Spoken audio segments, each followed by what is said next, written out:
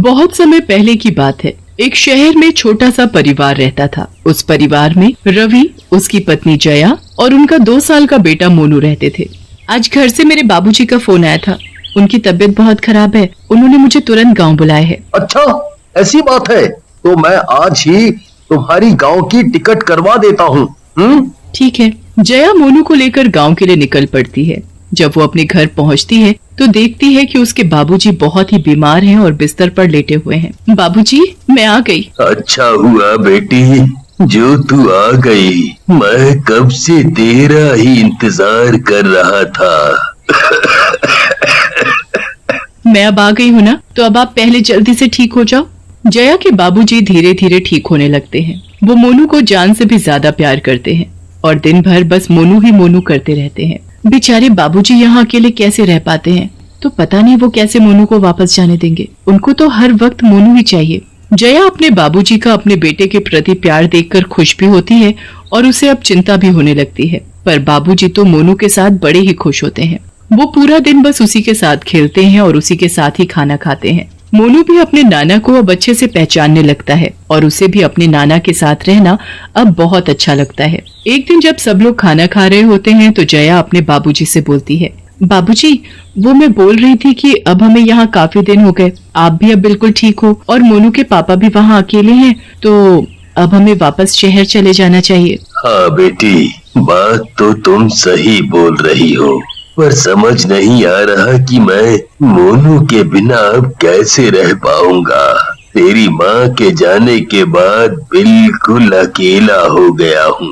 अब मोनू के साथ रहकर इतनी खुशी मिलती है कि मैं बता नहीं सकता, पर क्या कर सकता हूँ। आप परेशान न हो बाबूजी, आप हमारे साथ ही क्यों नहीं रह लेते? नहीं बेटी, हम लोगों के लिए तो बेटी के घर का पानी भी पीना पाप है और तुम वहीं रहने की बात कर रही हो। ओहो बाबूजी, आप भी ना कैसी बातें कर रहे हो। आजकल ये सब कोई नहीं मानता। तुम ये सब गांव की बातें नहीं समझोगी। खैर, कब जाना है तुम्हें वापस? मैं भी तुम्हें शहर छोड़ने चलूंगा। अरे, आपको तकलीफ उठाने की कोई जरूरत नहीं है, मैं चली जाऊंगी। मैं तो अपने मोनू के लिए जा रहा हूँ। इस बहाने मैं उसके साथ थोड़ा और वक्त बिता लूंगा। ठीक है बाबूजी। जया, उसका बेटा मोनू और उसके बाबूजी तीनों शहर की बस में बैठ जाते हैं। अरे बेटा मोनू, ये देखो बाहर कितने सुंदर सुंदर पेड़ हैं। मोनू अपने नाना की गोद में बड़ी खुशी से खेल ही रहा होता है कि अचानक बस का एक भयंकर एक्सीडेंट होता है।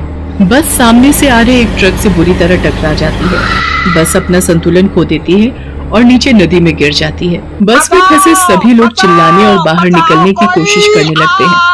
जया तो उसी वक्त पानी में डूब जाती है, पर मोनू के नाना मोनू को ढूंढने के लिए हाथ पैर मारने लगते हैं। वो जैसे तैसे मोनू का हाथ पकड़कर रखते हैं और उसे पानी में डूबने नहीं देते। वो खुद पानी में डूबने लगते हैं और धीरे धीरे उनकी सांस बंद होने लगती है। थोड़ी देर में मोनू के नाना मर जाते हैं। मोनू के नाना मरने के बाद भूत बन जाते हैं और मोनू को मरने से बचा लेते हैं। इसके बाद वो इंसान के रूप में खुद को बदलकर मोनू को घर ले जाते हैं। मोनू और उसके नाना को घर वापस आते देख पड़ोस की शीला उनसे पूछती है, अरे बाबूजी, आप वापस कैसे आ गए और जया कहाँ है? वो अभी मोनू कुछ और दिन यहीं मेरे पास रहेगा और रमा भी बस पीछे पीछे आ रही है। अच्छा, चलो ठीक है। नाना जी मोनू को जल्दी से घर के अंदर ले जाकर दरवाजा अंदर से बंद कर देते हैं और वापस अपने भूतिया रूप में आ जाते हैं। अपने नाना का ऐसा रूप देखकर भी मोनू बड़ा खुशी से उनके साथ खेल रहा होता है, जैसे उसे उनसे कोई डर ही नहीं है। मोनू के नाना उसके भीगे कपड़े बदल देते हैं। थोड़ी देर बाद मोनू को बहुत तेज भूख लगने लगती है और मोनू बड़ी तेज रोना शुरू कर देता है। अरे रे रे रे, मेरे बच्चे, चुप हो जा। मैं अभी तेरे लिए दूध लेकर आता हूँ।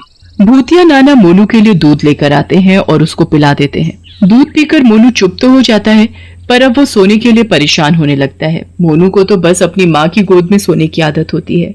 अब उसके नाना फिर से परेशान हो जाते हैं। उन्हें समझ नहीं आता कि वो मोनू को कैसे सुलाएं। थोड़ी देर बाद उनको एक तरकीब सूझती है। उसके बाद वो मोनू को उसमें लिटाकर झुलाने लगते हैं। लल्ला लल्ला लोरी, दूध की कटोरी, दूध में बताशा।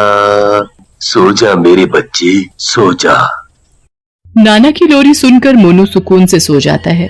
उसके नाना भी वहीं बैठ जाते हैं और मोनू और जया के बारे में सोचने लगते हैं। नाना, अब क्या होगा मेरे मोनू का और मेरी बेटी जया? बेचारी मेरी बच्ची जाने कहां नदी में बह गई, जो मुझे आखिरी बार उसकी शक्ल देखनी भी नसीब नहीं हुई। पता नहीं दामाद जी को इस हादसे के बारे में कुछ पता भी है या नहीं, पर अगर उन्हें पता चलेगा तो वो मोनू को यहाँ से ले जाएंगे। फिर मोनू का वहाँ शहर में कौन ध्यान रखेगा? दामाद जी तो ऑफिस चले जाएंगे। नहीं नहीं, मैं मोनू को किसी को नहीं दूंगा। मुझे इसे सबकी नजरों से छुपा कर रखना होगा। हाँ, सबकी नजरों से छुपा कर रखना होगा। मोनू के नाना मोनू को अकेले ही पालने लगते हैं और गांव वालों को इस बात की भनक भी नहीं लगने देते कि वो मर चुके हैं। वो हमेशा अपने घर के दरवाजे को बंद रखते हैं ताकि वहाँ कोई ना आ सके। ऐसे ही धीरे धीरे 2 दिन बीत जाता है। मोनू के नाना मोनू को बिल्कुल एक माँ की तरह पालने लगते हैं। वो रोज सुबह उठकर उसे नहलाते, उसे खाना खिलाते और उसके साथ खेलते। मोनू को भी अब धीरे धीरे अपने नाना के साथ रहने की आदत पड़ जाती है। एक दिन पड़ोस की शीला कुछ काम से वहां आ जाती है और दरवाजा खटखटाने लगती है। मोनू के भूतिया नाना आवाज सुनकर घबरा जाते हैं। उन्हें समझ नहीं आता कि वो अब करे तो क्या करे। वो अपना इंसान रूप लेकर दरवाजा खोल देते हैं। हाँ, बोलो शीला, तुम यहाँ क्यों आई हो? अरे, आप ऐसे क्यों बोल रहे हैं? ऐसे तो आप कभी मुझसे बात नहीं करते। नहीं, तुम अभी जाओ यहाँ से, मैं कुछ काम कर रहा हूँ। अरे, पर ये तो बता दो आपकी जया कहाँ है? आपने तो उस दिन कहा था कि वो अभी आ रही है, पर मैंने तो उसे इतने दिन से एक बार भी नहीं देखा। वो काम कर रही है। अब तुम जाओ यहाँ से, मोनू रो रहा है। शीला को मोनू के नाना का व्यवहार बहुत अजीब लगता है, पर वो चुपचाप वहाँ से चली जाती है। उसे कुछ तो गड़बड़ लगती है, इसलिए वो रात को फिर से वापस आती है और चुपके से खिड़की से झांककर अंदर देखने लगती है। अंदर का नजारा देखकर तो उसके होश ही उड़ जाते हैं। एक भूत मोनू को अपने बच्चे की तरह खिला रहा होता है और मोनू उसे नाना नाना बोल रहा होता है। हे भगवान, मतलब ये नाना तो भूत है, पर ये सब मामला आखिर है क्या? मुझे इसका पता करना होगा। शीला वहाँ से चली जाती है और अपनी 2-4 सहेलियों को ये बात जाकर बताती है। उसमें से एक नीलम नाम की औरत शीला से बोलती है, अरे मेरे पास जया और उसके पति का फोन नंबर है। मैं आज अपने पति के फोन से उन दोनों को फोन करके देखती हूँ। हाँ बहन, एक बार पता करो।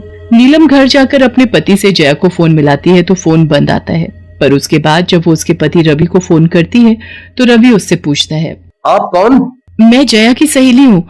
वो मैंने ये पूछने के लिए फोन किया था कि जया आखिर है कहाँ और वो अपने बच्चे को यहाँ अकेले छोड़कर कैसे जा सकती है। ये तुम क्या बोल रही हो? जया, मोनू और उसके नाना की तो मौत हो गई है। जब वो घर वापस आ रहे थे तो बस नदी में गिर गई थी। किसी का कुछ पता नहीं चला।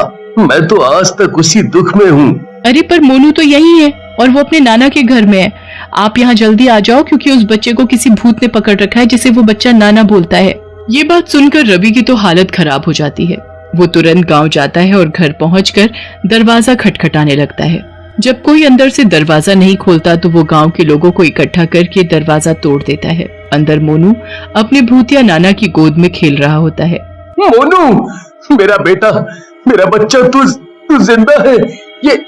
ये तुमने मेरे बच्चे को यहाँ क्यों कैद किया हुआ है? कौन हो तुम? नाना बेटा, तुम इस भूत को नाना क्यों बोल रहे हो? क्योंकि मैं इसका नाना हूँ। उस दिन हादसे में सब मर गए, पर मेरी आत्मा मरने के बाद भी मोनू को बचाने आ गई। मैंने मोनू को बचाया और यहाँ ले आया। आपने मोनू को सबसे छुपा कर क्यों रखा? मेरा मोनू ही मेरे जीने का एक सहारा था। मैं किसी पर भरोसा नहीं करता, इसलिए मैंने ऐसा किया। मोनू के भूतिया नाना मोनू को रवि के पास नहीं सौंपना चाहते थे। पापा, पापा।